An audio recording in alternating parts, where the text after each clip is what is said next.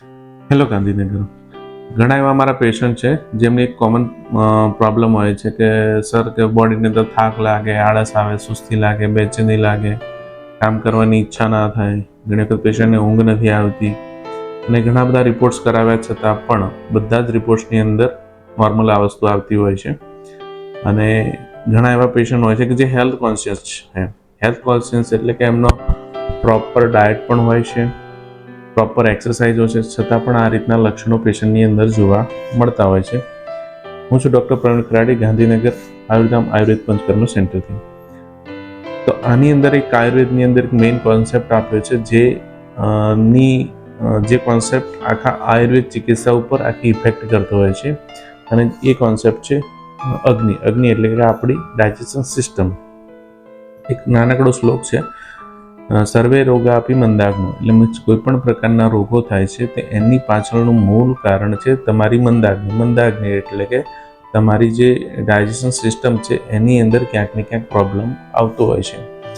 તો તમારી ડાયજેશન સિસ્ટમને જો ઇમ્પ્રૂવ કરીશું તો આ બધા જ પ્રકારના જેટલા બી પ્રોબ્લેમ્સ છે જે અનડાયગ્નોઝ છે, અનડાયગ્નોઝ ઇન ધ સેન્સ કે રિપોર્ટ્સની અંદર કાં તો કોઈ પણ એન્ડોસ્કોપી કે એમઆરઆઈની અંદર એ વસ્તુ નથી આવતી, તો એનું સોલ્યુશન તમને તરત જોવા મળશે.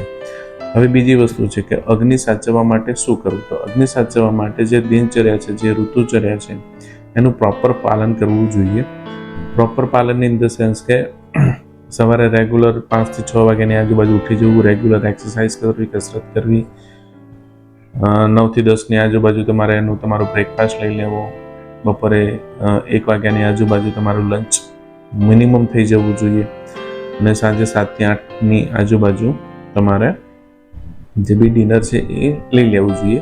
હવે લંચ, બ્રેકફાસ્ટ અને ડિનરમાં શું લેવું એનો વિડીયો અમે ઓલરેડી એક બનાવી ચૂકેલો છે, જેના ઉપર તમે નીચે લિંક ડિસ્ક્રિપ્શનમાં આપેલી છે, જે તમે એની અંદર જોઈ શકો છો.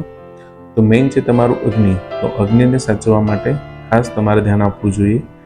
તો જો આ રીતના કોઈ પણ પ્રોબ્લેમ્સથી તમે પરેશાન હો કાં તો તકલીફ હોય તો આજુબાજુના આયુર્વેદ ડૉક્ટર સાથે કન્સલ્ટ કરી અને યોગ્ય નિદાન કરાવી, યોગ્ય ટ્રીટમેન્ટ કરી